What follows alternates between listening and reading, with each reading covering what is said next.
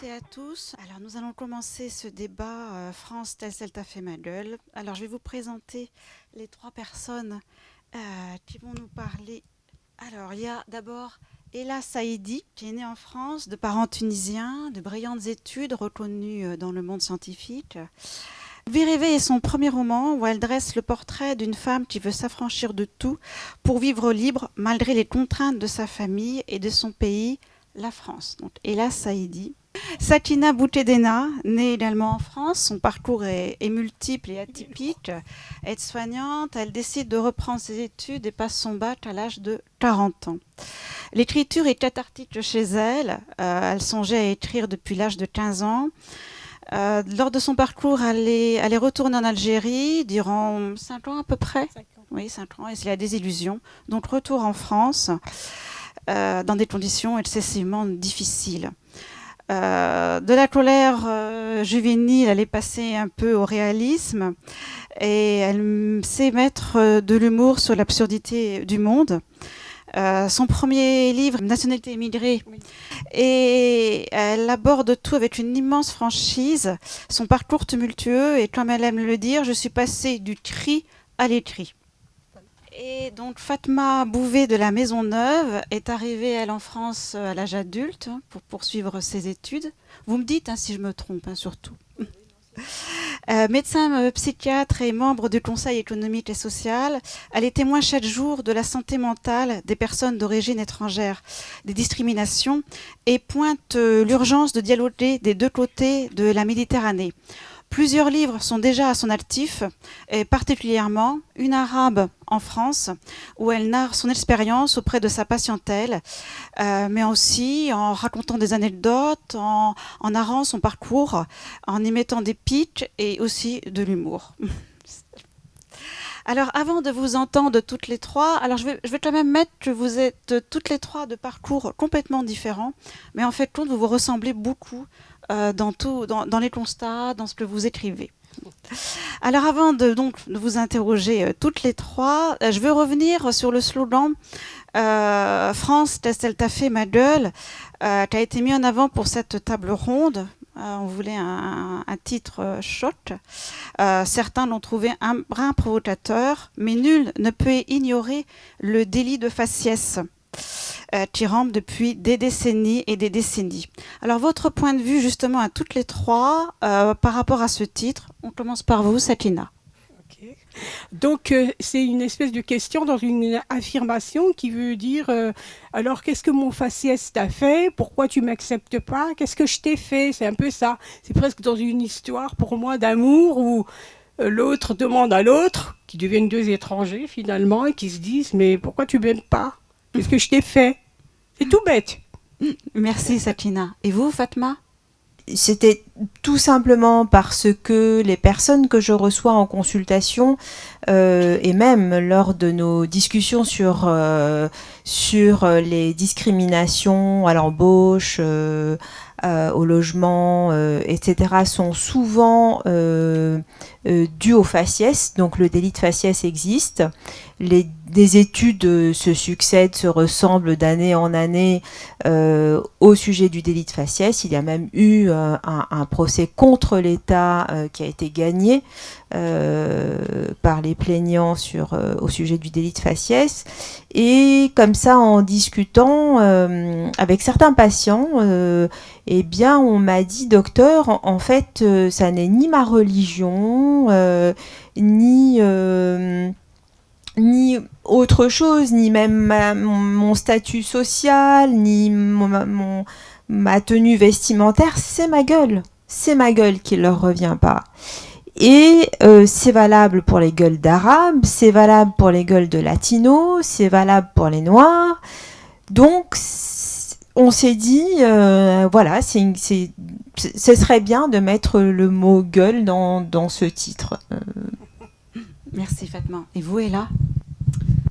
Bonjour à toutes et à tous. Je tiens tout d'abord à remercier Sakina de m'avoir invitée à faire cette table ronde. Bien évidemment, avec ce titre un peu provocateur et dur, mais en tout cas ce titre résume très bien la frustration, et c'est ce que disait Fatma, une espèce de ressentiment, de mal-être et de souffrance lié à un faciès. Le racisme existe. Et donc, aujourd'hui, qu'est-ce qu'on peut faire ? En tout cas, quels sont les messages qu'on peut délivrer au travers de cette table ronde, au travers de mes écrits, de nos écrits, sur ce thème qui réellement résulte d'une contradiction. Effectivement, on demande à des gens qui sont nés en France, qui ont mon faciès, finalement de s'intégrer. Qu'est-ce que ça veut dire ? Quelle est cette contradiction ? Et l'objectif de cette table ronde, c'est de mettre en évidence cette contradiction, d'essayer de l'expliciter et d'essayer aussi de faire quelque chose avec cette contradiction. Effectivement, quand on s'intéresse à l'Office français de l'immigration et de l'intégration, celui-ci ne propose un contrat d'intégration républicain qu'aux étrangers, et non pas à des Français, des gens qui sont nés en France. Et donc, face à cette contradiction, aujourd'hui, on se retrouve à avoir un mal-être au niveau d'une population qui ne sait plus quelle identité elle a. Voilà. Alors, ce débat va s'articuler autour de trois parties environ. Le constat, via vos expériences respectives, et les causes. Et ensuite, on va mettre un petit message quand même d'espoir, parce que parfois, ça fonctionne, heureusement, et de voir comment, surtout, ça peut vraiment beaucoup mieux fonctionner.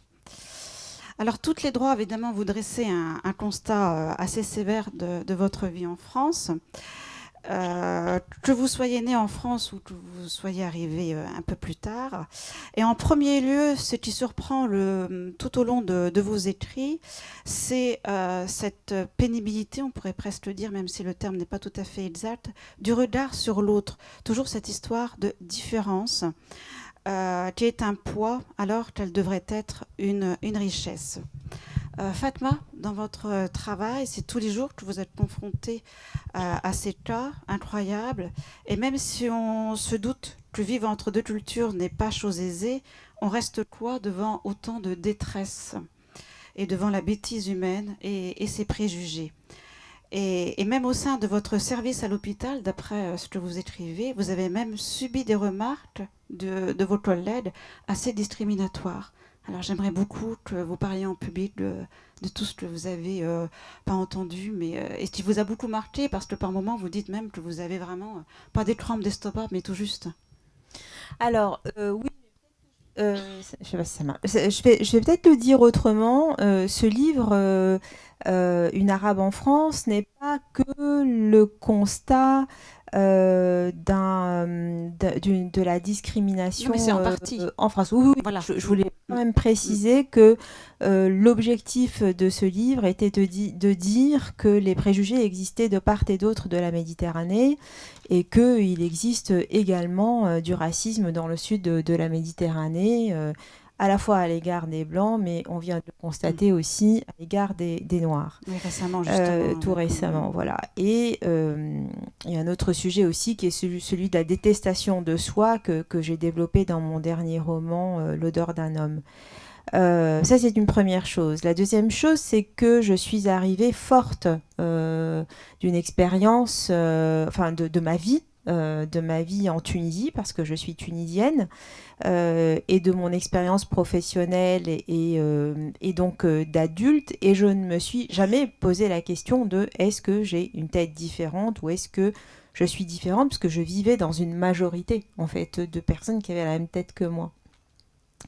Mais en arrivant ici, ce qui est arrivé, c'est que moi j'ai rêvé une France universaliste, humaniste, démocratique, culturelle. En fait, on idéalise énormément la France. Surtout, excusez-moi, je vous coupe, surtout que vous avez vraiment une culture française, parce que vous parlez tout au long de votre roman de la littérature française, oui. Vous avez été au lycée français, tout à fait. Donc vous avez vraiment une culture très forte de la France, et pour vous, le choc a été d'autant plus grand. Voilà, donc je suis à la fois francophone, francophile, je connais bien la littérature et je crois un peu l'histoire française, et en arrivant ici, c'est effectivement un choc que l'on reçoit, parce que finalement, on se rend compte que les Français sont comme les autres. Ils n'ont rien de bien particulier, ce sont des humains comme les autres et qui ont leurs travers.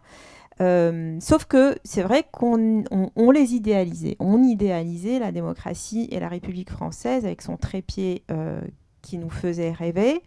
Et je vois des comportements discriminants, je vois de la souffrance du fait de la discrimination. Et je vois que cette République dérape, en fait, que le trépied républicain dérape, et je comprends qu'en fait, il n'a jamais fonctionné pour ceux que la France a fait venir pour reconstruire le pays après la guerre, ni pour leurs enfants, ni aujourd'hui pour leurs petits-enfants. Et la raison pour laquelle, donc j'en profite pour te remercier de m'avoir invité, la raison pour laquelle je suis là, c'est que je voudrais, chaque fois que j'en ai l'occasion, tirer la sonnette d'alarme, parce que je pense que ça ne va pas aller mieux. Je pense que si on ne change pas le regard, si on ne démolit pas les préjugés, sinon on ne va pas à l'encontre des préjugés de part et d'autre, mais pour les jeunes ici, je pense que ça va aller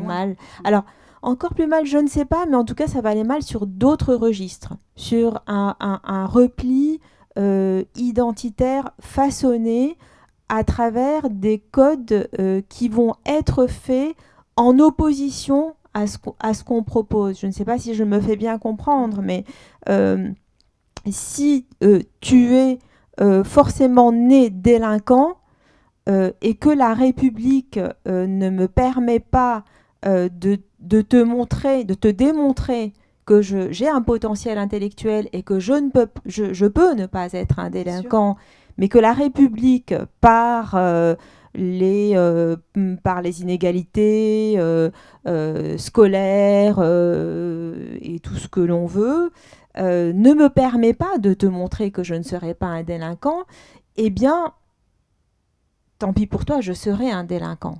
Et c'est toi qui seras ma cible. Tous les débats, je pense aussi que c'est après l'affaire, le drame de Naël aussi, qu'on a pensé à cette table ronde, c'est que enfin, on a pu parler de toutes les inégalités sociales, de l'histoire des parents. Et j'aime beaucoup ce que dit Sakina, parce qu'en fait, c'est aussi une histoire qu'on entend malheureusement peu. Mais c'est cette histoire-là que les jeunes trimballent avec eux aujourd'hui. Même s'ils n'ont pas vécu l'arrivée d'Algérie, de Tunisie, du Maroc, du Mali, de je sais pas quoi, ils n'ont pas vécu. Mais c'est dans l'histoire familiale, c'est dans leur imaginaire collectif. Et ça se transmet.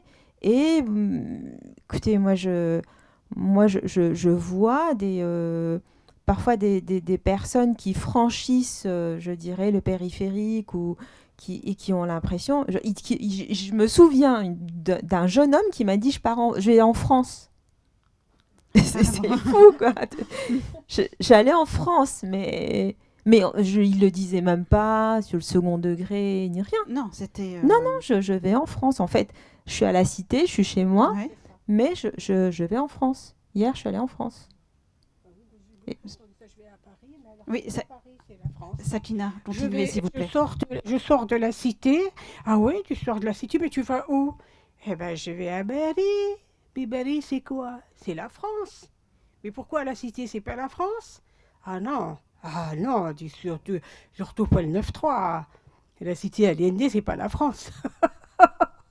Alors c'est quoi? Alors c'est un non-sens. C'est justement quoi? Qu'est-ce que c'est la banlieue? C'est aussi la question que je me permettrais. Mais non, poser spontanément, c'est quoi la banlieue? Qui a créé la banlieue? C'est comme s'il y a une espèce de projection, et non, que la mère, la matrice, rejetterait sa propre progéniture qu'elle a créée. Donc la banlieue, elle est comme une espèce d'étrangère que comment dirais-je, que la France fermerait presque les yeux sur ce qu'elle a construit elle-même.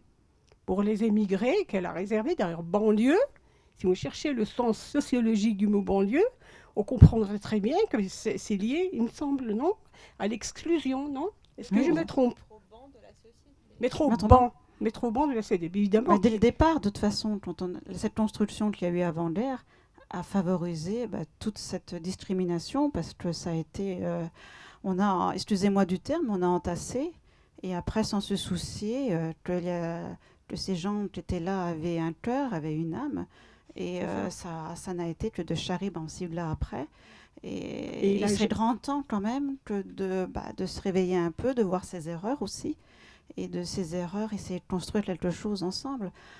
Vous habitez...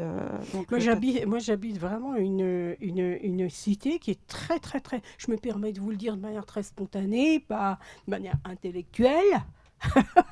Je suis à la base une manuelle, mais aussi un peu une intellectuelle, mais non reconnue.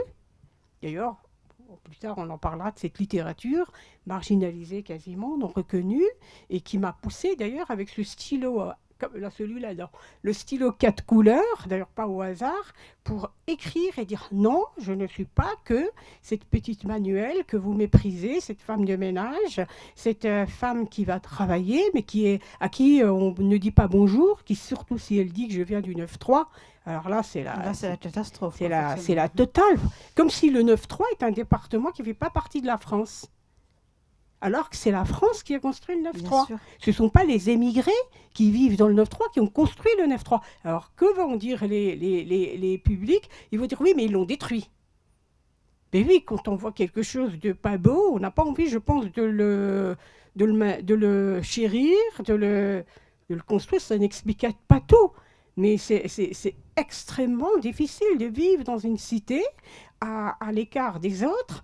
C'était juste pour boucler la boucle par rapport à votre question sur la place. Et justement, ce que je voulais dire, c'était que les patients qui sont en souffrance et qui commencent aujourd'hui à parler de cette souffrance, ça a un lien avec la place qu'ils occupent dans la société et la trace qu'ils laissent dans leur vie. On a tous envie de laisser une trace dans notre vie, on a tous envie de trouver notre place. Il se trouve qu'ils ont grandi et on continue malheureusement dans certaines familles à dire de ne pas faire de bruit, de ne pas faire de vagues, d'accepter ce qui parfois n'est pas acceptable. Donc ça signifie en fait que ces personnes-là sont des ombres, sont des espèces de fantômes et donc ils souffrent d'être déshumanisés, ils souffrent de ne pas trouver leur place, ils souffrent même, on peut peut-être développer ça après, mais ils souffrent même que l'on parle pour eux et ils souffrent même de ce que... Alors ça c'est de la perversion à très haute voltige au niveau social et au niveau politique et au niveau psychique, c'est de leur dire mais non, en fait, tu ne penses pas comme ça et moi je sais comment tu penses et je vais te dire comment tu penses. Et ça s'appelle de la perversion en psychiatrie. On ne peut jamais se mettre de toute façon à la place de quelqu'un. Oui, mais de ce point de vue-là, de fait, ce sont des personnes qui se sentent déshumanisées. Complètement. Et donc, évidemment, on aboutit à des tableaux dépressifs, on aboutit parfois à des suicides, on aboutit parfois à des troubles anxieux majeurs, on aboutit très souvent au niveau professionnel à des surmenages ou à des harcèlements très longtemps dont on ne parle pas. Donc je reviens là, je remets ma casquette de psychiatre. Et ce sont des effets psychiatriques qui ont longtemps été ignorés et aujourd'hui que toute la société paye. Tous nos impôts aujourd'hui sont en train de payer une erreur politique qui date de 50 ans. 50 ans. Mais est-ce que quand même, depuis quelques années, est-ce que la parole arrive à se libérer quand même de la part de ces gens qui heureusement. souffrent? Oui, heureusement. il y a quand même Bien de sûr, plus en parce plus. Que, oui. quand même, on va dire que l'ascenseur est en panne, mais parfois il marche et il y a qui ont eu accès à certaines responsabilités. Aujourd'hui, par exemple, on voit de plus en plus dans les médias des personnes d'origine du Sud. Moi, j'aime bien dire ça, du Sud. Donc, on espère que ces personnes-là seront sensibles à un certain discours, même si je pense qu'actuellement, compte tenu du contexte actuel, ils ne le sont pas vraiment. Mais bon, il y a des personnes aujourd'hui qui ont la possibilité de donner des tribunes et la possibilité de donner la parole à des personnes qui n'ont jamais parlé et pour qui on a toujours parlé, à la place de qui on a toujours parlé. Alors Ella, je vais continuer un petit peu sur ce chemin en lisant un extrait de votre livre qui m'a particulièrement frappée. Lorsque mes yeux découvrirent l'art, ils furent tout de suite éblouis par tant de métissage. Mon œil était sans aucun doute exercé à reconnaître l'étranger dans tout, tant on me faisait ressentir que j'étais différente dans mon propre pays. Par la définition du métissage transculturel, j'en déduisais qu'il était alors aisé d'imaginer tous les bénéfices que notre société pourrait tirer du métissage pour favoriser l'émergence des personnalités, des idées et de la création. Bon, nous sommes encore un peu loin. Tout à fait. Merci beaucoup pour cette lecture, Ghislaine. Et effectivement, dans mon livre Vie rêvée, j'essaye d'esquiver une piste positive et un peu moins noire de notre avenir et de notre vivre ensemble, si je puis dire. Je sais que c'est un terme que tu n'aimes pas trop, Fatma, mais effectivement, c'est de vivre ensemble. Pourquoi j'insiste sur ce terme ? Puisqu'il faut bien définir les choses. Aujourd'hui, quand on parle d'intégration, d'assimilation, c'est des termes qui finalement, personne ne sait clairement les définir. Les politiques eux-mêmes, puisque j'ai cherché les définitions. Pour répondre à ta question, ouais. Je voudrais d'abord redéfinir ce que c'est que le métissage, revenir sur une notion très importante qui est le multiculturalisme, le transculturalisme et le métissage. Donc ces mots ne sont pas synonymes. Et donc, c'est important de revenir sur la définition. Ils sont complémentaires tout de même. L'objectif, finalement, c'est de ces trois mots, ils sont utilisés dans une perspective d'échange plus respectueuse entre les cultures. Et donc, effectivement, le multiculturalisme, c'est finalement des cultures multiples qui sont présentes dans un même milieu. Et nous en avons un exemple, qui est le Canada, qui a mis une loi spécifique pour dire que le Canada est une culture, en fait un pays multiculturel. La transculturalité, c'est finalement l'interpénétrabilité des cultures les unes dans les autres, mises sur un même pied d'égalité, dans une perspective d'hybridation, c'est-à-dire de métissage. Il faut faire attention, dans la transculturalité, il n'y a pas une culture qui finalement phagocyte ou englobe l'autre, mais ça c'est un terme, c'est ce qui s'est passé en fait de tout temps et partout.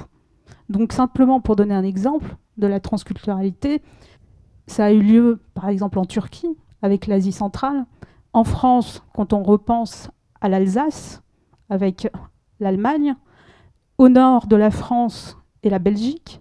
Donc c'est quelque chose qui a eu lieu de tout temps et partout, et qui est plutôt un idéal et qui arrive à des sociétés actuelles. Et qu'est-ce que c'est que le métissage ? Puisque c'est la voie finalement que je privilégie dans Vie rêvée. Le métissage, c'est l'hybridation qui est achevée, mais qui n'est pas forcément égalitaire. Donc qu'est-ce que ça signifie ? Finalement, dans Vie rêvée, je cite Laplantine et Alexis Nuss, un anthropologue, et un professeur en littérature générale, Alexis Nuss, qui a publié Droit d'exil, et qui est un prin provocateur, qui dit que l'étranger est l'avenir du citoyen. On en est là, mais c'est ce que je vais dire, c'est que finalement, on ne le réalise pas. Et qu'est-ce que c'est que le métissage ? En fait, le métissage n'a rien d'accidentel et de circonstanciel. En fait, dans la condition humaine, quand on parle de langage, quand on parle d'histoire, quand on parle de l'être, et finalement du monde, la condition humaine, c'est la rencontre et la naissance de quelque chose de différent. Et finalement, en France, ce qui se passe, c'est qu'on ne le réalise pas. On ne réalise pas que finalement, la pluralité, elle existe dans notre culture. On ne réalise pas que l'identité, finalement, ce n'est pas quelque chose de stable. C'est quelque chose qui évolue. Comme le monde. Tout à fait. Et C'est nous-mêmes, l'humanité notre elle-même est un identité métissage. évolue avec le monde. Et finalement, ce que je dis dans Vie rêvée, c'est simplement que le métissage, c'est une troisième voie dans un monde qui serait binaire, finalement entre le noir et le blanc. Donc c'est une troisième voie qui permettrait finalement de ne pas être dans l'homogène et l'hétérogène, dans la fusion et la fragmentation, et surtout, pour revenir un peu à la politique, c'est-à-dire dans un modèle qui vise l'intégration totale, tel que l'extrême droite aujourd'hui le prône, et ceux qui, en tout cas, favorisent le repli communautaire. Et ça, c'est l'extrême gauche, qui permet, dans une sorte de clientélisme, à certaines, de renforcer le communautarisme dans certaines populations, dans des perspectives électoralistes. Et donc le métissage, finalement, dans Vie rêvée, s'oppose à l'uniformisation, mais aussi à l'exacerbation des particularités identitaires. Et en fait, c'est un espace qui permet de dresser une ligne rouge entre l'extrême droite et l'extrême gauche. C'est-à-dire que c'est une voie qui permet de dire demain, ceux qui souhaitent, parce qu'ils sont français, de porter le voile et de l'imposer aux autres, notamment ou l'abaya, que c'est pas possible.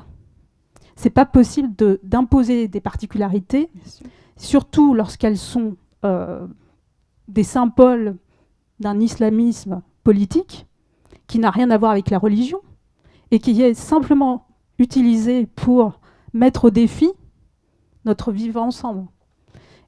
Et c'est en ça que le métissage, pour moi, est une troisième voie et une voie, en tout cas, à aller tester, en tout cas, à promouvoir dans une politique d'aujourd'hui. Et qui pourrait être une réponse. Une réponse voilà. Et donc, je reste optimiste. et c'est tout l'enjeu de Vie rêvée, c'est d'être optimiste et de donner quelques pistes. Oui, bientôt. Mais justement, peut-être Fatma pourrait rebondir sur le multiculturalisme, parce que vous dites dans votre livre, le multiculturalisme est menaçant que pour ceux qui refusent de le connaître ou de le reconnaître. Ce que je voulais dire, c'est que si on se réfère au bon sens, si on se réfère à l'histoire de l'humanité, nous sommes tous mélangés. Bien sûr, nous sommes tous multiculturels. Nous sommes tous métissés. Nous venons tous d'ailleurs. Et tout ce dont on hérite aujourd'hui est venu un petit peu de partout. Donc cette affaire-là, pour la psychiatre que je suis, je le sens, comment dire, j'ai un peu les mains dans le cambouis de la société française en étant psychiatre et donc en étant en fréquentant la psyché des Français. Et je me rends compte à quel point les Français se nourrissent de tout. C'est-à-dire que quand on dit, par exemple, les Français sont racistes, c'est pas vrai.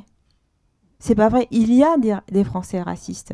Mais lorsque vous écoutez le lexique dans lequel ils piochent en parlant, ce qu'ils aiment, ça vient de partout. De partout. Donc aujourd'hui, par exemple, la crise des migrants, on a beau monter des murs, des je ne sais pas quoi, mais il viendra. Ils viendront.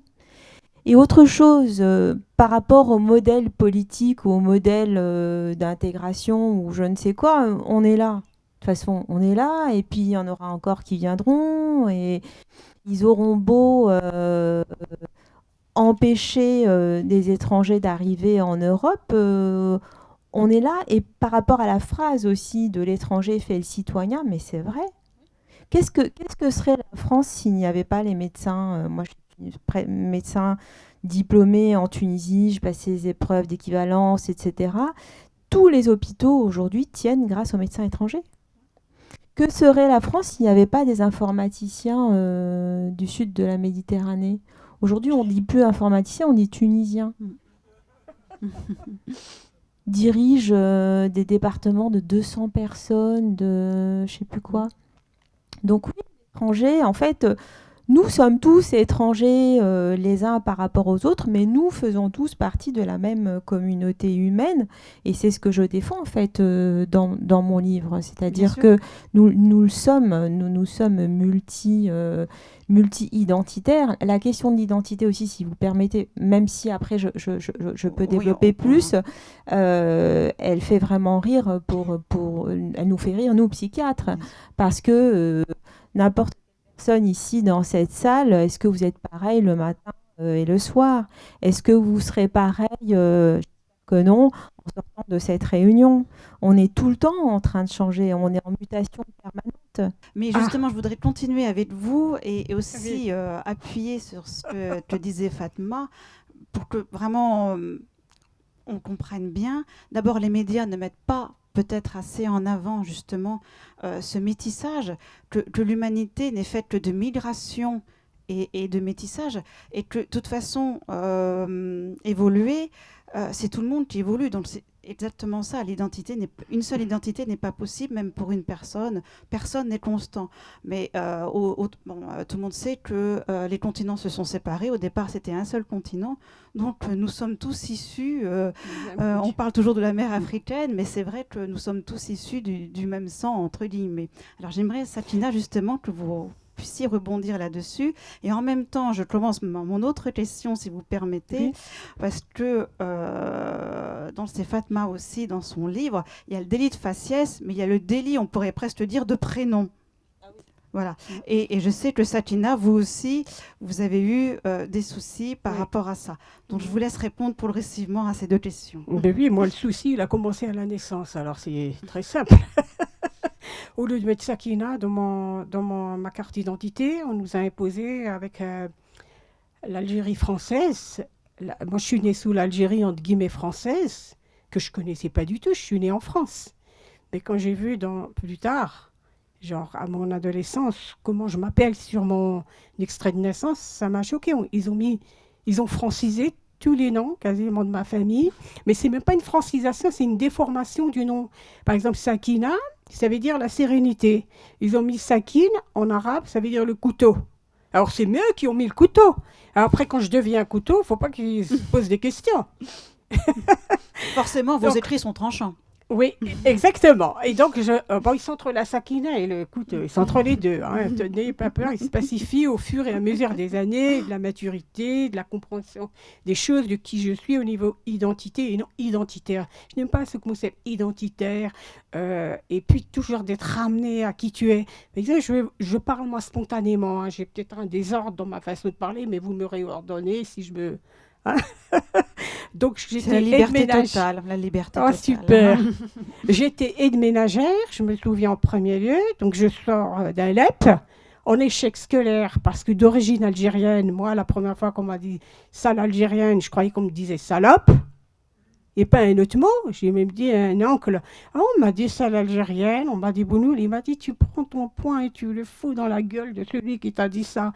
Et celui qui m'a dit ça, c'était la maîtresse, donc je ne pouvais pas lui donner mon poing dans la gueule. Et à l'époque, en Alsace, c'était très particulier, surtout à Mulhouse, une ville mineurs de potasse, d'ouvriers, de villes très pauvres, où dans les ghettos, il y avait à l'époque, après la guerre d'Algérie, il y avait les Juifs, il y avait les Juifs d'Algérie d'ailleurs, les Roumains, et ben, les anciens déportés de la guerre, les Juifs de Pologne, et les Algériens.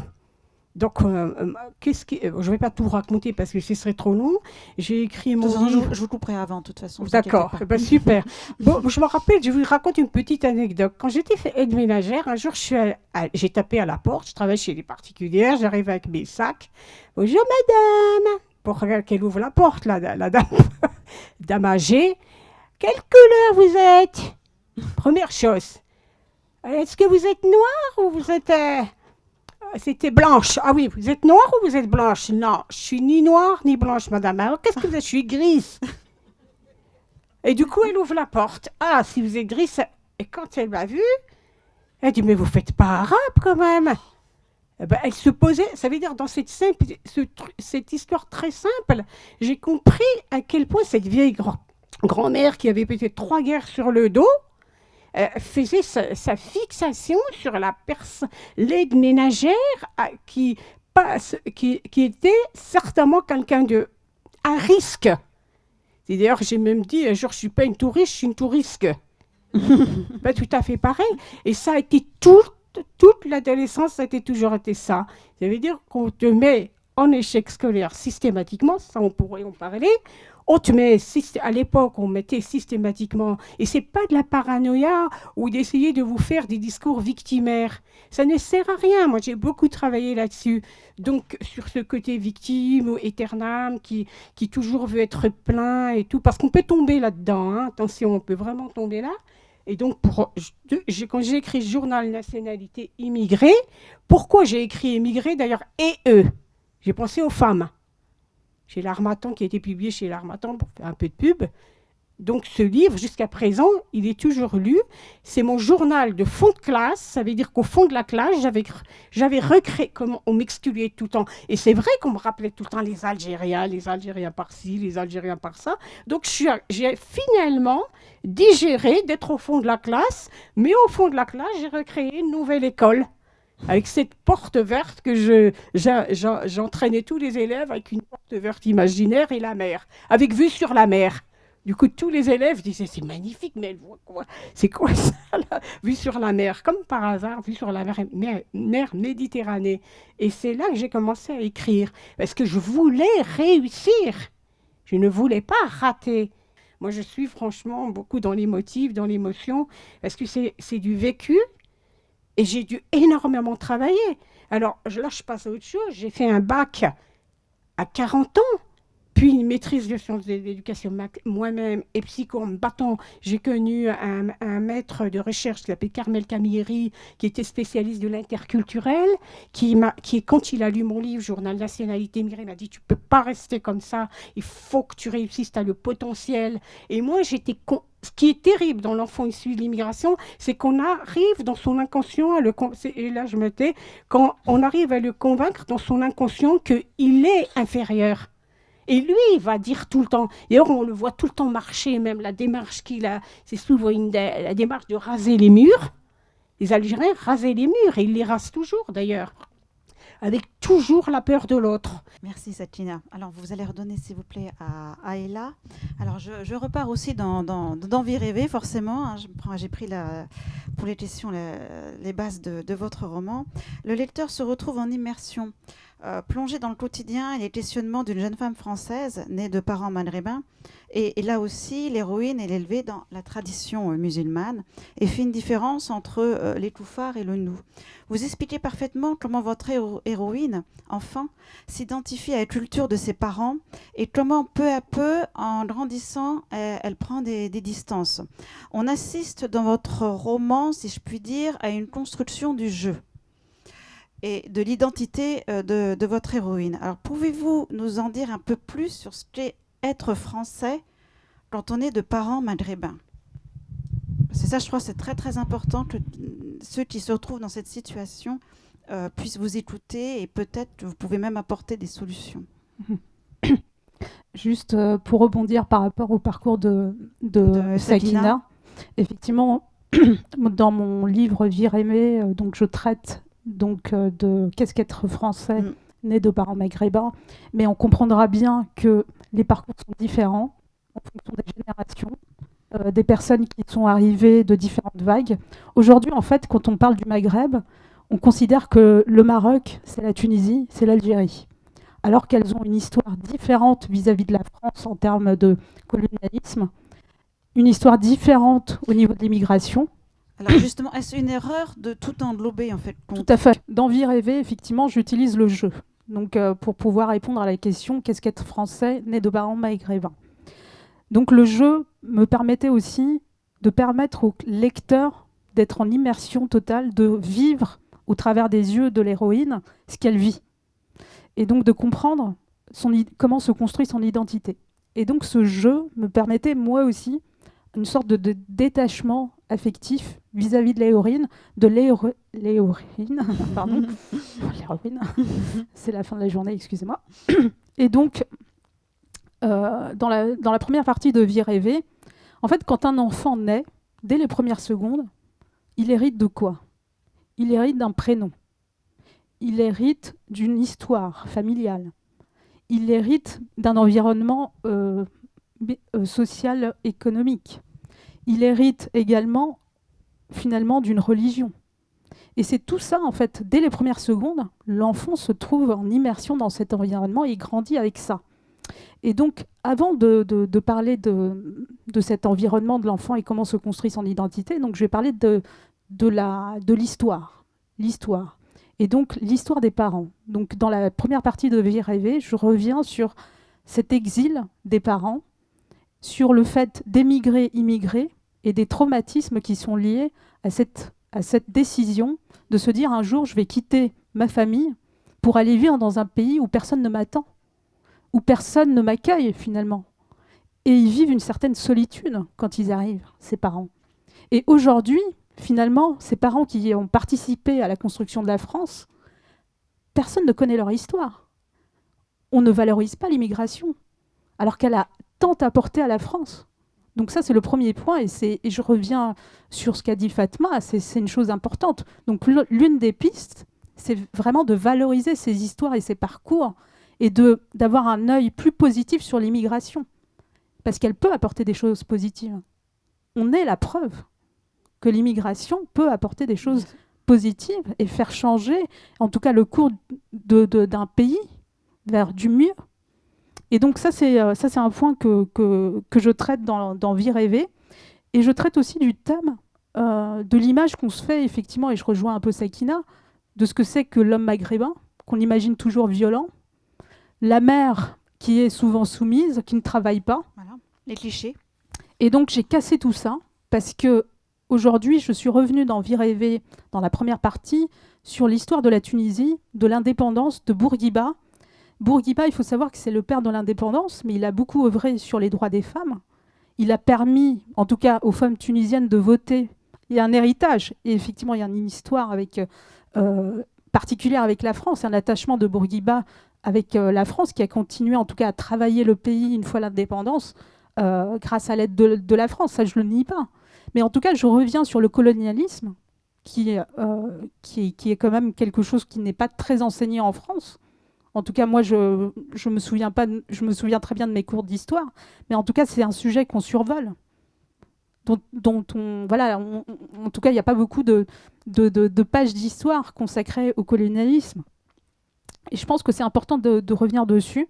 Et en tout cas, je reviens dessus dans Vie rêver. Et donc, comme le disait Fatma, quand les gens viennent de Tunisie en France, ils sont bilingues. C'est pas des sauvages. C'est des gens qui avaient une situation peut-être en Tunisie. Et donc aujourd'hui, en fait, j'essaye, en tout cas au travers de Vie rêver, de casser un peu ces préjugés. Parce qu'effectivement, si on veut qu'on intègre mieux les enfants nés de parents maghrébins, en tout cas qu'on les accepte un peu mieux, c'est aussi de ne pas nier l'histoire de leurs parents. Et ils ont besoin de représentativité de cette histoire, dans l'histoire française. Et on ne la connaît pas, effectivement. Non, on ne la connaît pas. Et donc, dans Vie rêver, donc, je reviens sur la construction, comment se fait en fait l'identité et comment se fait l'appartenance finalement, comment l'enfant qui naît de parents maghrébins réalise un jour qu'il est français. Puisque il faut savoir que quand on est parent, notre enfant, c'est une projection de soi, même si c'est un être différent. On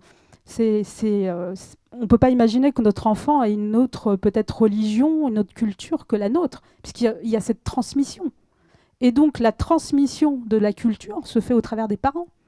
Et donc j'explique dans Vie rêver comment la jeune femme réalise finalement qu'elle est française. C'est quand elle est confrontée à sa propre culture. Ces voyages qui sont faits en Tunisie lors des vacances, finalement, c'est là où elle voit que ses petits cousins du même âge, elle n'a aucun point commun.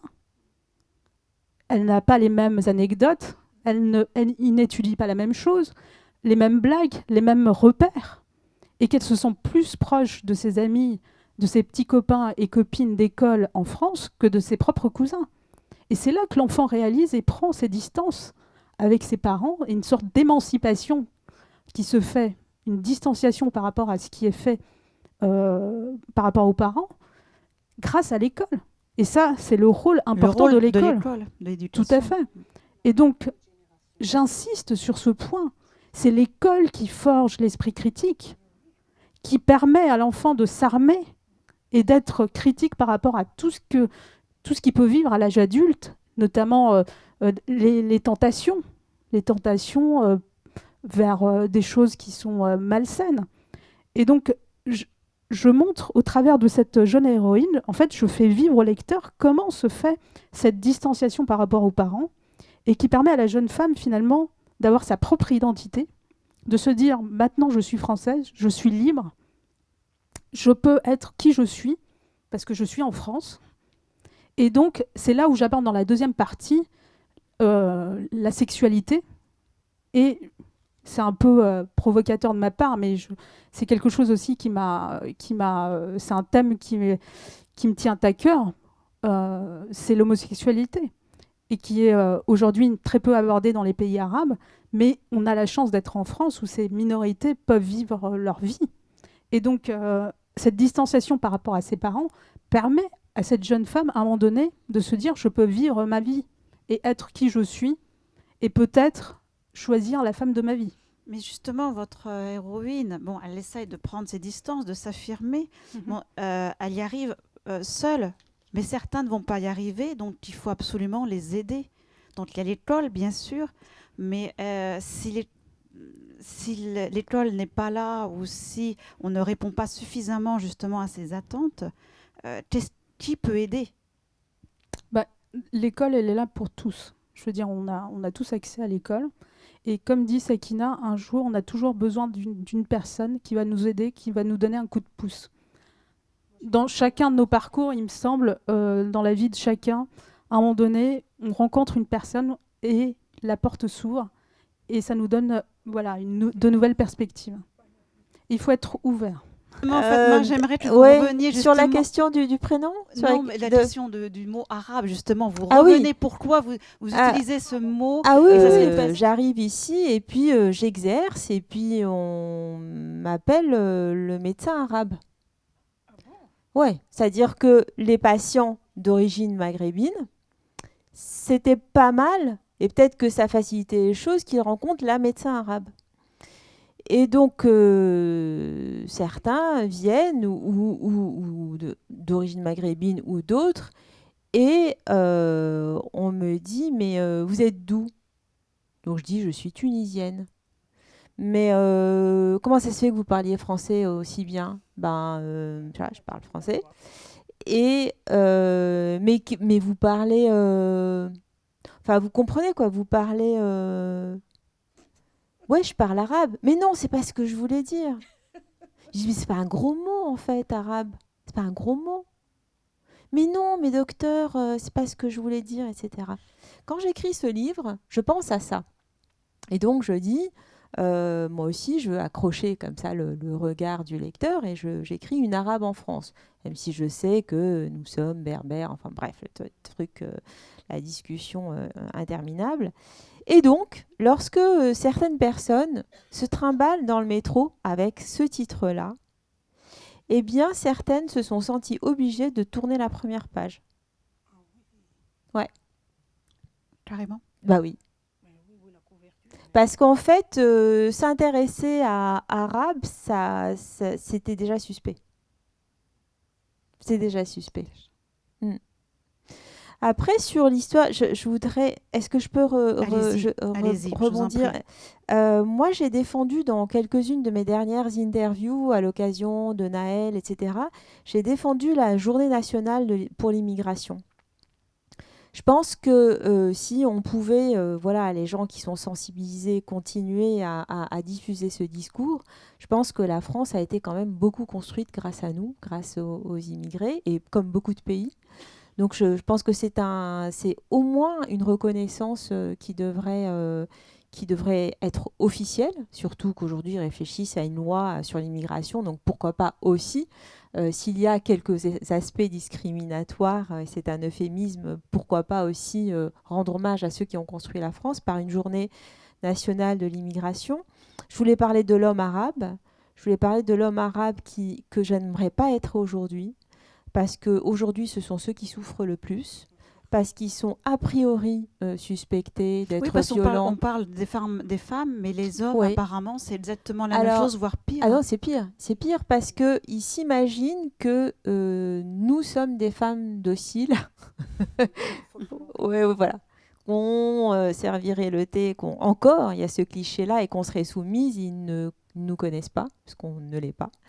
Donc l'homme arabe, en fait, est, moi, je me souviens d'un patient, d'ailleurs je l'écris dans le bouquin, un patient, un homme d'affaires, multinational, etc., qui me dit, après les attentats du Bataclan, docteur, je sais qui vous êtes, je sais d'où vous venez, mais je vous dis, à partir d'aujourd'hui, il n'est pas question que j'embauche un homme arabe. Pourquoi ? Parce que nous ne nous ressemblons pas, et de toute façon, ils sont dangereux. Donc aujourd'hui, L'amalgame. je pense, bien sûr, et je pense que c'est plus facile pour une femme d'être embauchée, par exemple, que pour un homme d'être embauché. Je voudrais quand même dire quelque chose de bien sur la France, parce que moi j'adore la France. J'adore la France, j'ai même épousé un Français, j'ai des petits Français à la maison, et sur l'écriture. Donc j'adore écrire, j'aime beaucoup écrire. Est-ce que c'est cathartique ?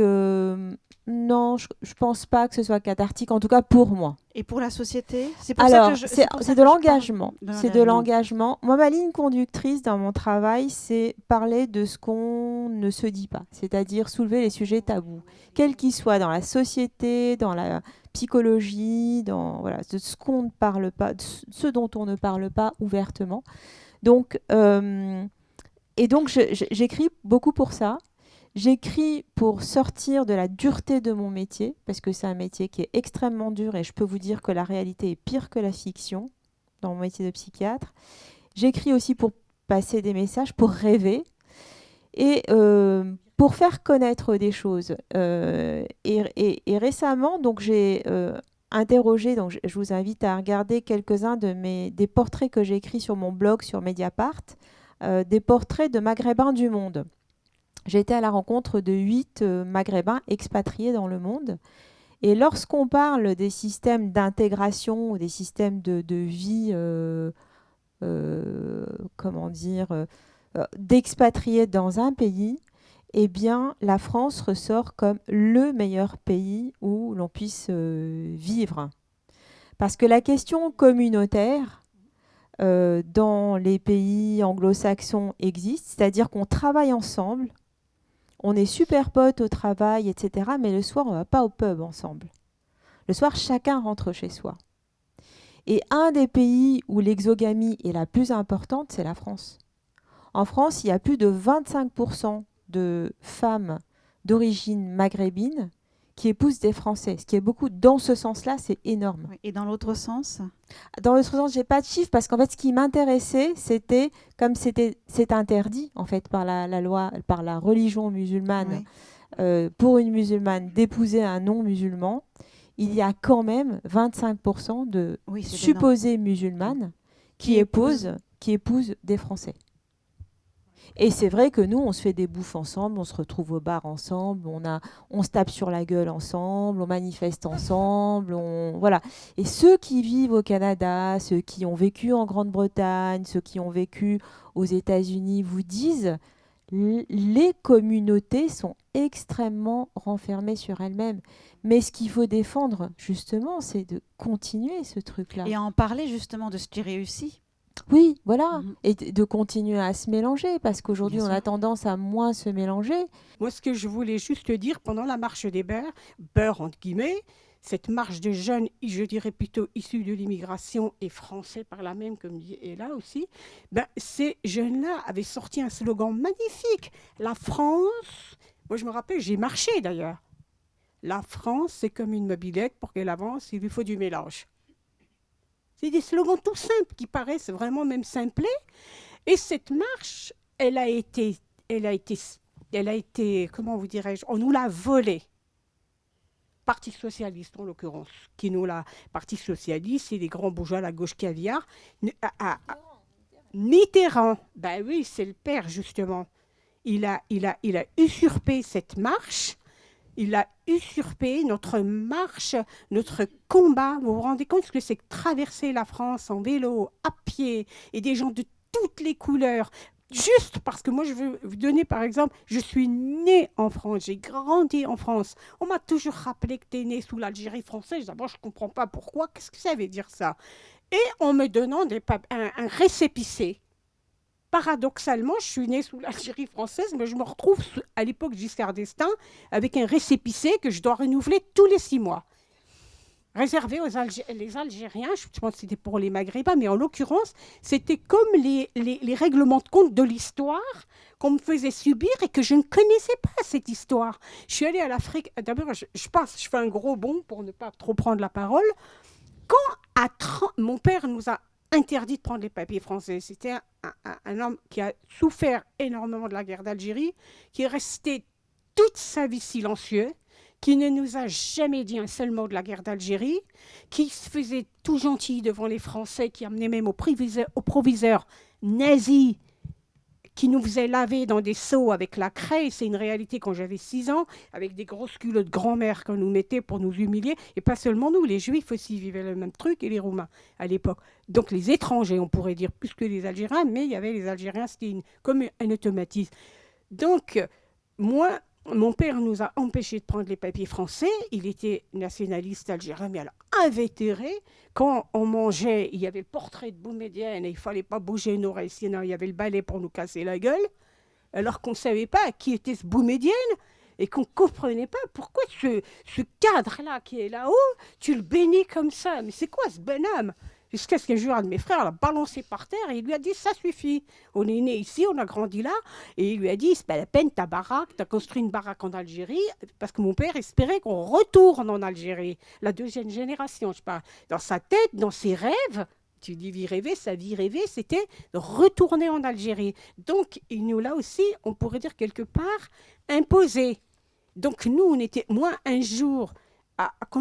Après, je suis rentrée dans ce jeu-là, finalement. Je suis retournée en Algérie, fière, nationaliste, en ayant De Gaulle, la France, Mitterrand, le sale père de la guerre d'Algérie, tout ça, l'ultra-droite et tout. J'ai dit, je retourne en Algérie. Et en plus, le mal-être profond et l'échec scolaire, l'échec scolaire qui m'a traumatisée. Donc, je retourne en Algérie. J'ai vécu le même racisme qu'en France. Mais 3 quarts en Algérie, c'était quoi? C'était immigrés, célibataires et femmes. Donc j'ai trouvé autre chose. Encore que, heureusement qu'il y avait les Algériennes, comme là, mon ami là-bas, des combattantes invétérées qui étaient là, ma grande amie qui est là. Donc Yasmina, je me permets de te citer parce qu'elle m'a beaucoup aidée et qui a réussi, qui est architecte, donc... moi, je me retrouvais en échec en Algérie et je me suis retrouvée à la rue en Algérie, à manger le pain de la poubelle. Heureusement que les étudiantes, comme Yasmina, des grandes militantes qui luttaient avec les années, m'ont recueillie à la cité Benaknoun en clando. J'étais en clando à la cité. D'ailleurs, un Algérien un jour m'a dit « Mais pourquoi tu me dis je suis immigrée tout le temps ?» Moi, je suis immigrée chez moi. Je suis émigrée en Algérie, donc il n'y a pas que toi, il voulait me dire. Et une sœur française, parce qu'à Alger, ça n'allait plus. Il y a eu les années noires. Après, je me suis sauvée à Tamanrasset, parce que moi aussi, je vivais à l'époque. Donc, un mari palestinien, imaginez. Donc, il ne faut pas dire le mot aujourd'hui. Donc, un palestinien athée, entre guillemets, donc, ingénieur, tous ces trucs qui avaient réussi socialement. Mais moi, j'étais même pour lui qu'une femme de ménage émigrée. Et il me le rappelait souvent. Donc, qu'est-ce qu'une sœur française? Je mélange tout, mais c'est la vérité. Une sœur française que j'ai rencontrée à Tamanrasset, elle m'a dit « Mais qu'est-ce que tu te prends la tête? Rentre en France et trouve-toi un gentil fiancé français. » Qu'est-ce que tu... Une sœur française, une religieuse, toute voilée, tout, elle me dit « Mais moi, j'ai halluciné. » Et c'est elle qui m'a fait retourner en France. J'ai dit « Bon. » Et quand je suis arrivée en France, pour dire que j'aime la France, j'ai embrassé l'aéroport de Satolas. Alors là, je l'ai embrassé, tout ce que tout le monde disait, c'est le pape ou quoi? Elle embrasse l'aéroport. Je l'ai embrassé pour de bon. Mais vraiment. On a une photo? Non, malheureusement, il n'y avait pas. Il y a un couple algérien qui revenait aussi, qui me regardait choqué. Qu'est-ce qu'elle fait par terre, là? Et après, on croyait même que je faisais ma prière là, d'ailleurs. Je ne faisais pas la prière, mais je ne supposais pas la prière à l'époque, d'ailleurs. Et puis, je suis revenue en France, et là, j'ai décidé qu'il fallait que je pose mes racines. Mes racines. Si, parce que reprendre les racines, J'arrive à C'est quoi, pour ça, à faire un excusez-moi, mais je la laisse passer, c'est trop, quoi. J'ai posé mes racines et j'ai décidé de m'en sortir. Et grâce, comme tu dis, à la rencontre de quelqu'un, ce maître de recherche qui était le directeur de l'Université européenne de la recherche et de Descartes, qui a adoré, franchement, il a adoré mon livre. Moi, je me disais, mais qu'est-ce que vous adorez là-dedans? C'est qu'un cri, c'est j'en ai marre, de Gaulle et de mer, de Mitterrand. Et il m'a dit, ben, c'est ce qui me plaît justement, ce que vous dites. Et il l'a utilisé pour un mémoire. Et là, je finis. Fatma, elle a raison. Quand j'ai écrit, vous n'allez pas me croire, j'ai rencontré des intellectuels, même de l'école des hautes études, qui m'ont cassé, qui m'ont dit, mais quel est ton parcours?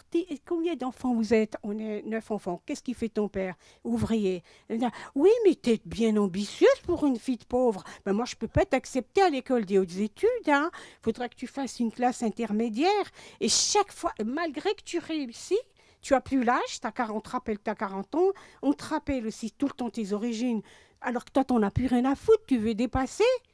Tu veux être une partie prenante de la France, d'être en France, et tu te retrouves toujours avec cette marginalisation. Je n'ai jamais pu utiliser ma maîtrise des sciences de l'éducation. Et comme Béatrice, une amie, une grande collègue qui m'a beaucoup aidée aussi, Béatrice qui est là, et je te remercie infiniment, je me suis retrouvée aide-soignante en unité protégée. Et alors qu'elle le sait, que j'ai un certain savoir. Mais ce savoir, même par les psychologues, les psychiatres, tout ça et tout, ils le niaient. On m'a jamais. Je suis restée 10 ans à l'unité protégée. Alors que tu sais que je connaissais tout, que je gérais tout. Les 24 malades, je les gérais des pieds à la tête, de la tête aux pieds. Les familles étaient ravies, franchement. Et là, il y avait le dépassement du racisme au point qu'ils disaient, elle est où Sakina? Oh là là, mon grand-père. Oh là là, ma grand-mère. Donc, je m'occupe bien des résidents français. Je m'occupe des Français. Je suis fière d'être de vous, avec vous. On m'a jamais donné une promotion sociale. Et j'ai fini, voilà, je suis retraitée avec une toute petite retraite. Et je dis, alhamdoulilah, comme on dit, mais... Et c'est pas fini parce que là, il y a un 3e livre en vue sur le statut de l'aide-soignante. Que le statut de l'aide-soignante, ce n'est pas que pipi et caca, comme ils disent. Et il n'y a que des blagues quasiment. Ces blagues qui servent la France, qui ont servi pendant la pandémie, qui ont tout donné. D'ailleurs, j'ai écrit à Macron et j'ai rencontré Macron à Saint-Denis. Et je le lui ai dit, il ne faut pas que je dise le mot gueule parce qu'on pourrait nous arrêter. Mais je le lui ai dit. On est entre nous, là, c'est bon. On ne sait jamais maintenant. Bon, je me tais parce qu'il faudra que... Non, mais je vous laisse au désordre. Non, pas du tout. Alors, je vais donner le micro à Ella. On va reprendre notre souffle. Merci, Sakina. On en est où? Non, bon, on va de toute façon, on va avancer parce que autrement... de toute façon, je fais souvent des papautés, donc merci Sakina, comme ça c'est parfait. Et là, on parle de littérature, mais est-ce que la science peut apporter aussi des solutions? Et je vais faire comme non, c'est 3 en 1, donc là je vais faire que de 2 en 1. Est-ce qu'il y a un philosophe qui a su répondre à toutes vos interrogations, en particulier? Un philosophe ou une philosophe. On sait jamais. Tu t'as fait un gros saut là. Oui, j'ai fait un gros saut, oui. Oui, mais là, l'heure m'impose un grand saut. Alors moi, je tiens à rebondir par rapport à la science. Effectivement, en tant qu'experte scientifique, voilà, j'ai un doctorat en immunologie, virologie. Je pense que tout le monde sait ce que c'est maintenant grâce au Covid, ce que c'est que l'immuno et la virologie. Donc moi, ce que je veux sincèrement dire et faire passer comme message, c'est qu'au niveau de la science, c'est les compétences qui prévalent. Et donc le racisme, les discriminations, elles sont peut-être mineures, elles existent peut-être parce qu'on trouvera toujours un cas de racisme ou de discrimination. Alors justement, là, c'est pas du tout écrit, mais c'est par rapport, excusez-moi, par rapport à ce que vous dites, il y a quand même toujours une discrimination parce que moi, je ne sais pas, mais là, c'est... bon, excusez-moi, je parle à titre personnel, mais justement, vous parliez par rapport au Covid, et le premier vaccin, donc c'était des Allemands, mais d'origine turque, et j'ai entendu des gens, oh, bah, si c'est un Turc qui a inventé ça, c'est peut-être pas très fiable. Après, voilà, moi, c'est dans le cadre, en fait, de ma fonction et d'exercer dans la profession de scientifique. Aujourd'hui, en fait, en termes d'accession, moi j'ai passé mon doctorat facilement, c'est les compétences. En fait, dans la recherche, on recherche les gens compétents qui sont capables de réfléchir, etc. D'ailleurs, la prochaine directrice de l'Institut Pasteur, et j'ai travaillé pendant 6 ans à l'Institut Pasteur de Paris, c'est une franco-algérienne. Et donc, quand on met quelqu'un à une place, en fait, c'est pour ses compétences. Et donc, je voudrais aussi donner un chiffre qui me semble intéressant, parce que moi aussi, j'ai fait mes petites recherches pour préparer cette table ronde. C'est qu'aujourd'hui, la France est le 3e pays au monde à accueillir des étudiants étrangers. Donc, ça rejoint un peu ce que tu disais, Fatma. Il y en a 300 000 aujourd'hui. Et donc, aujourd'hui, il y a quelque part dans la science, entre le nous et le eux, finalement, tout s'efface. Ces différences culturelles s'effacent, il y a des passerelles entre les gens, puisqu'on parle science, et la langue officielle en science, c'est l'anglais. Et c'est ce qui nous unit, en fait. Voilà, c'est ce qui nous unit, c'est la recherche, le dépassement, c'est finalement de se poser les questions, de trouver ensemble des solutions à des pandémies, à des maladies. Et donc, ce qui unit le scientifique, c'est vraiment cette passion qui est la recherche. Et donc ça, c'est la première chose que je voulais dire par rapport à la... Et effectivement, moi, je classe aussi dans les solutions, parce que dans la science, finalement, c'est pas quelque chose qui se pose. Le faciès, il n'y a pas de discrimination due au faciès. En tout cas, moi, je ne l'ai pas vécu. Vous l'avez pas vécu. Et donc, je reviens un peu à ma notion, effectivement, de métissage, puisque, comme le disait Fatma, c'est ceux qui composent la France, c'est des gens comme nous, finalement. Et donc, moi, je suis potentiellement un recruteur. Et demain, quand je recrute, et je le fais aujourd'hui, je ne fais pas attention, en fait, au prénom. Si la personne vient du 93, moi, ce que je recherche, c'est d'abord la compétence. Et le résultat. C'est ça, exactement. Et donc, voilà, par rapport à la science, c'est ce que je voulais dire. Et par rapport aux solutions, parce qu'il faut aller au-delà, puisque le racisme existe, et on a les expériences de testing qui ont bien montré que lorsqu'un CV, en tout cas le prénom est de connotation maghrébine, ou que la personne vient d'une certaine banlieue, effectivement, ces CV ont 20 à 30% de chances en moins d'être acceptés et d'avoir un rendez-vous. Donc moi, voilà, ce que je voulais aujourd'hui revenir sur esquisser des pistes, et d'ailleurs j'en parle dans Vie rêvée, c'est vraiment de valoriser l'histoire de l'immigration, comme le disait Fatma, peut-être faire une journée, pourquoi pas. Ça serait vraiment une bonne chose de se dire que la France est fière de nos parents, finalement, et qu'elle est fière de nous aujourd'hui, puisqu'on réussit. Et je rejoins un peu, il y a un dernier livre que je viens de lire d'Arnaud Lacheret, et qui parle finalement de cette deuxième génération de Français, qui montre que finalement cette deuxième génération réussit aussi bien que la population française. Et donc il n'y a pas de différence. Mais heureusement, comment ça, en fait, pour moi, il n'y a pas de surprise dans ce résultat-là. Et donc c'est pour ça que je suis assez optimiste. Oui, il faut. Mais moi, ce que je voulais dire, c'est grâce à la... Je vais me permettre 2 minutes. Grâce à la deuxième génération, dont je fais partie, de 1959, que cette génération s'est sacrifiée et elle même allée dans tous les échecs, entre guillemets, et ces échecs ont permis la réussite aussi des futures générations, comme la tienne, 3e, 4e. Donc, on n'a pas servi à rien, où nos parents ne faisaient pas la fierté de la France à l'époque, ils faisaient la honte. Nos parents, ils faisaient honte, la preuve, ils rampaient. Mais votre génération, maintenant, mais c'est bien que maintenant tout ça, moi je suis optimiste aussi, et je ne veux pas tomber dans un truc victimaire. Et d'ailleurs, je profite de Dominique, là, qui est là. Je suis très fière de ce qu'elle nous a laissé comme mail, et j'ai eu un échange au téléphone avec Dominique, qui est aussi une directrice d'une école, c'est ça? Voilà. Ou prof, et qui a parlé beaucoup des problèmes aussi. On pourra la faire. Oui, social, de parler des vrais problèmes qui sont ici. Parce qu'elle m'a dit en une phrase que ce ne sont pas que les origines, le problème, c'est souvent aussi le problème du milieu d'où on vient. Le milieu d'où on vient, la pauvreté, comme chez les Français, qu'on ne peut pas nier. Un Français pauvre s'en sortira peut-être pas mieux aujourd'hui qu'un émigré. Et il sera lui-même, finalement, quelque part, un étranger.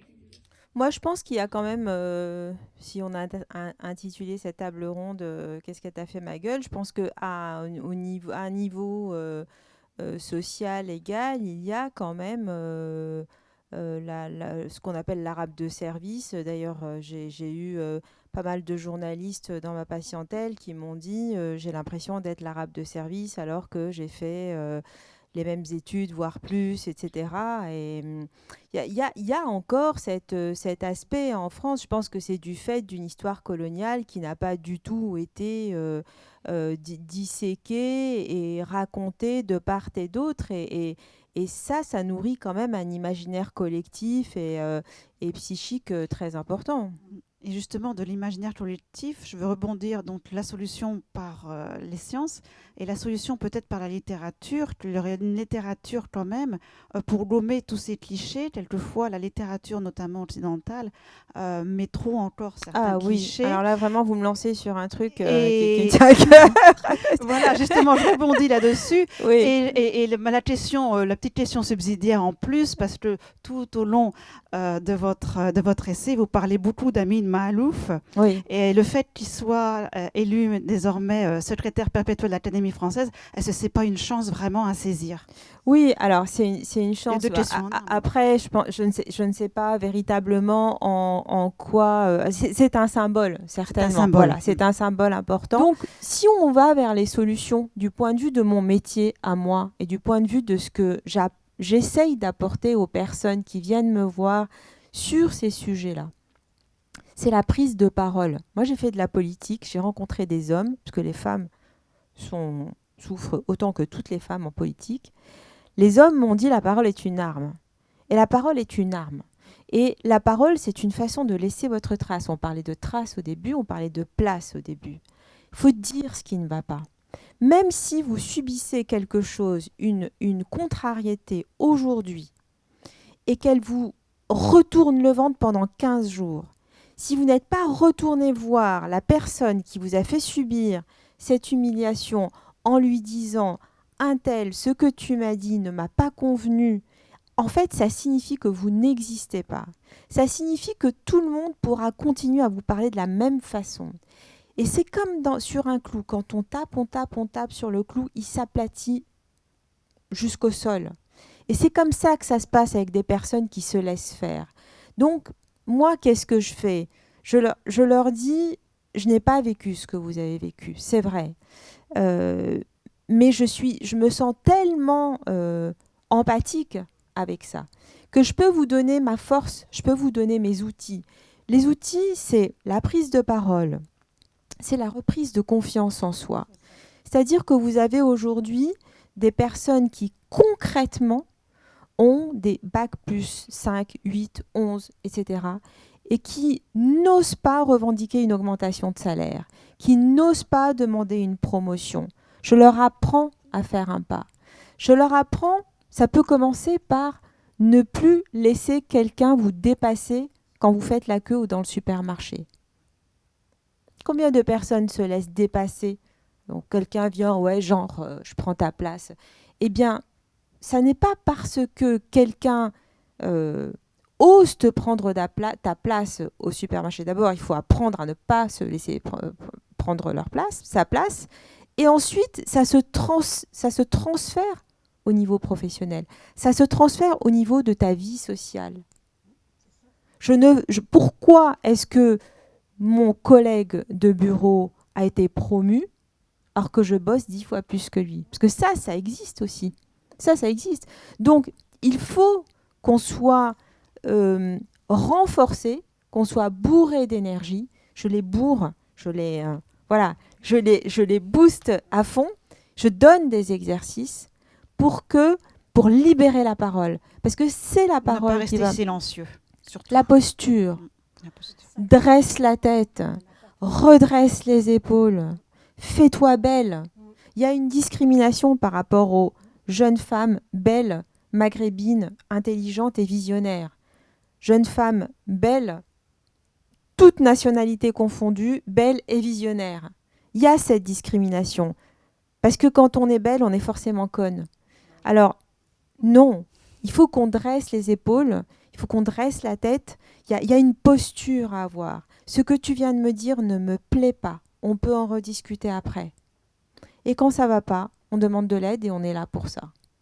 Ce sont des petites astuces comme ça, qui vous paraissent ne pas avoir de sens, mais parfois c'est dévastateur pour des personnes. Dévastateur. Merci beaucoup.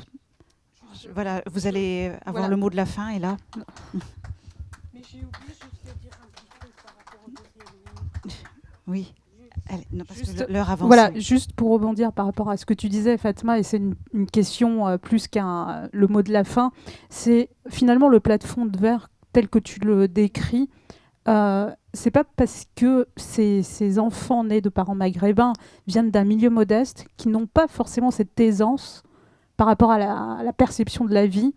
Et finalement, le fait de ne pas être à l'aise en société lorsque ces personnes accèdent à des hauts postes, finalement, qui n'ont pas la tête, l'aisance, et cette fragilité n'est pas due, en réalité, au fait qu'ils viennent d'un milieu socio-économique modeste, voire pauvre.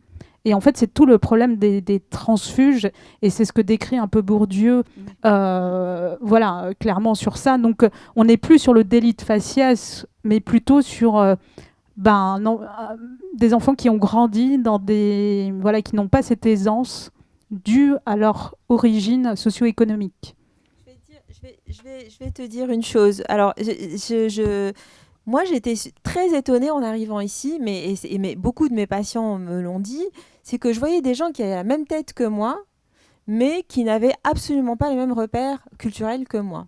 C'est-à-dire que moi, même en étant au lycée français, mes parents n'écoutaient pas du tout Sardou, ils étaient plutôt du genre Brassens.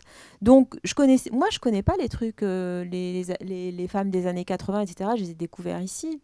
Donc, en fait, ce que je voyais, c'était que je voyais des personnes qui étaient nées ici, qui avaient la même tête que moi, mais qui étaient archi français, et je les trouvais vachement sûrs d'eux, parce qu'ils ont écouté le Club Dorothée ensemble avec les Français, parce qu'ils ont... Oui, mais... cette assurance-là, moi, elle m'a paru être très forte, parce que je venais d'un pays où j'avais pas du tout ces critères-là. Mais à un moment, ils sont renvoyés à leur histoire. C'est pas forcément... Oui, non, mais je comprends. Mais ça dépend quel code. Mais ça dépend quel code. La recherche, c'est vrai que c'est un environnement qui est assez privilégié. Et donc, les chercheurs viennent pour la plupart d'un milieu assez aisé en France. Et c'est vrai que j'ai été confrontée au fait que j'avais pas forcément les mêmes codes, puisque moi-même, je venais d'un milieu socio... En fait, j'avais pas le réseau. Des fois, le plafond de verre se résume au fait que nous, on n'a pas de réseau. On ne sait pas ce que c'est que l'importance du réseau, par exemple. Et je l'ai découvert dans mon métier d'aujourd'hui.